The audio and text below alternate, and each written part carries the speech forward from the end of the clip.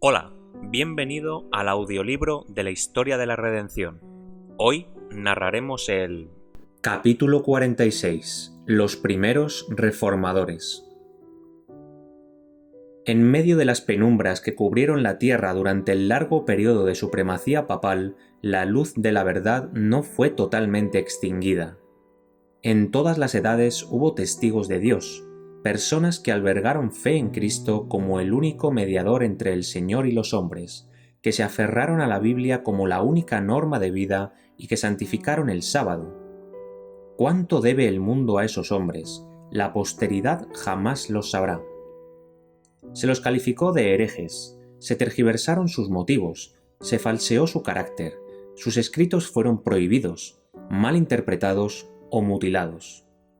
Sin embargo, ellos se mantuvieron firmes y a través de las edades conservaron su fe y su pureza, como una herencia sagrada para las generaciones venideras.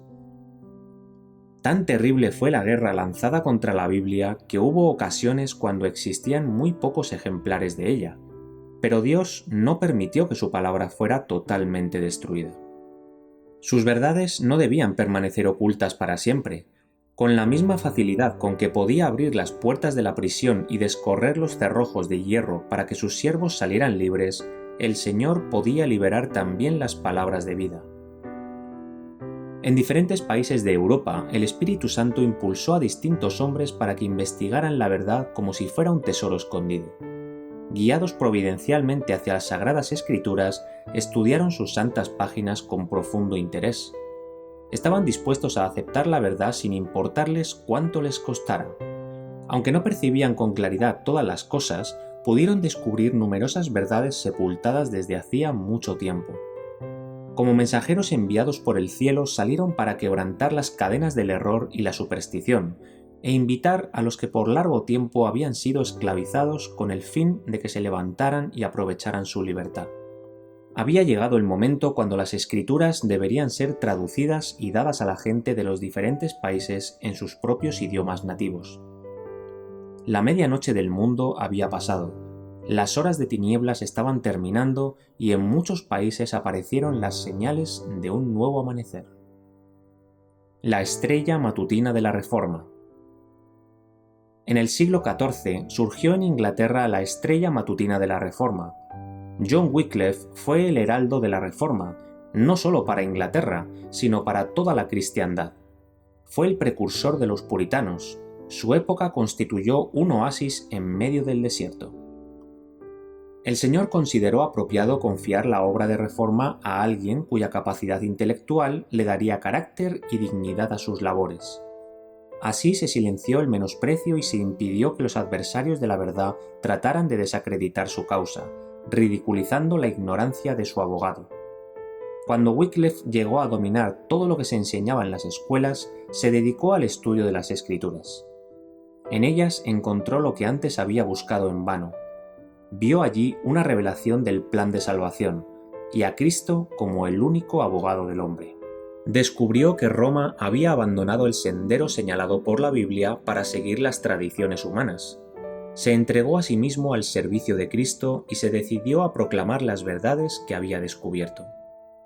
La mayor obra de su vida fue la traducción de las Escrituras al inglés. Esa fue la primera traducción completa de la Biblia a ese idioma que se haya hecho jamás. Como todavía el arte de imprimir era desconocido, solo mediante una labor lenta y cansadora se podían conseguir ejemplares adicionales de la obra, pero eso fue lo que se hizo, y la gente de Inglaterra recibió la Biblia en su propio idioma. De ese modo, la luz de la palabra de Dios comenzó a proyectar sus brillantes rayos en medio de las tinieblas. Una mano divina estaba preparando el camino para la gran reforma. La apelación que se hizo a la razón humana levantó a los hombres de la pasiva sumisión a los dogmas del papado. Las escrituras fueron recibidas con beneplácito por los miembros de las clases altas de la sociedad, que eran las únicas que en aquella época tenían cierto conocimiento de las letras. En ese entonces, Wycliffe enseñó las doctrinas características del protestantismo, es, a saber, la salvación por la fe en Cristo y la infalibilidad de las escrituras solamente.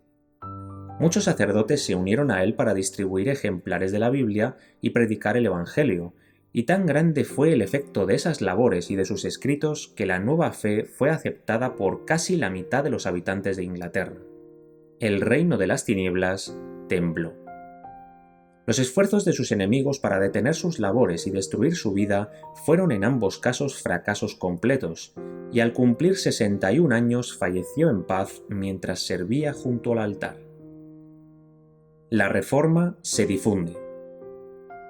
Gracias a los escritos de Wycliffe, Juan Hus de Bohemia se sintió inducido a renunciar a muchos de los errores del catolicismo y a dedicarse a la obra de la Reforma. Como Wycliffe, Hus era un noble cristiano, un hombre de cultura y de devoción inquebrantable a la verdad. Su invitación a escudriñar las Escrituras y sus osadas denuncias de la vida escandalosa e inmoral del clero despertaron amplio interés y miles aceptaron alegremente una fe más pura.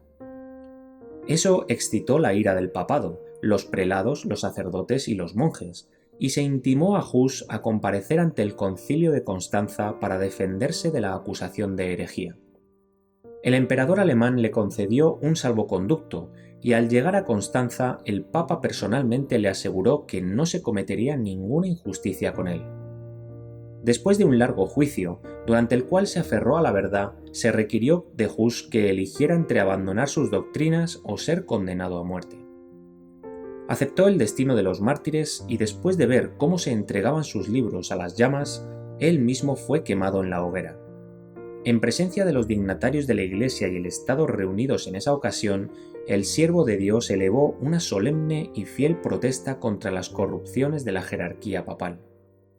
Su ejecución, en vergonzosa violación de las más solemnes y públicas promesas de protección, puso en evidencia ante todo el mundo la pérfida crueldad de Roma. Los enemigos de la verdad, aunque sin saberlo, estaban fomentando la causa que vanamente procuraban destruir. A pesar de esa violenta persecución, una protesta tranquila, devota y fervorosa contra la corrupción prevaleciente de la fe religiosa continuó manifestándose después de la muerte de Wycliffe. Tal como los creyentes de los días apostólicos, muchos sacrificaban generosamente sus posesiones mundanales por la causa de Cristo. Se hacían enérgicos esfuerzos para fortalecer y extender el poder papal, pero mientras los papas seguían pretendiendo que eran los representantes de Cristo, sus vidas eran tan corrompidas que disgustaban a la gente. Mediante la ayuda del invento de la imprenta, las escrituras circularon con mayor amplitud, y muchos fueron inducidos a ver que las doctrinas del papado no tenían apoyo en la palabra de Dios. Cuando un testigo se veía obligado a deponer la antorcha de la verdad, otro la tomaba de su mano y con valor indomable la mantenía en alto. La batalla que comenzaba daría como resultado la emancipación no solo de individuos e iglesias, sino de naciones también. A través del abismo constituido por centenares de años, los hombres extendieron las manos para aferrarse de la de los lolardos de la época de Wycliffe. Con Lutero comenzó la Reforma en Alemania, Calvino predicó el Evangelio en Francia, Zwinglio lo hizo en Suiza. El mundo despertó de su sopor secular, y de país en país resonaron las mágicas palabras libertad religiosa.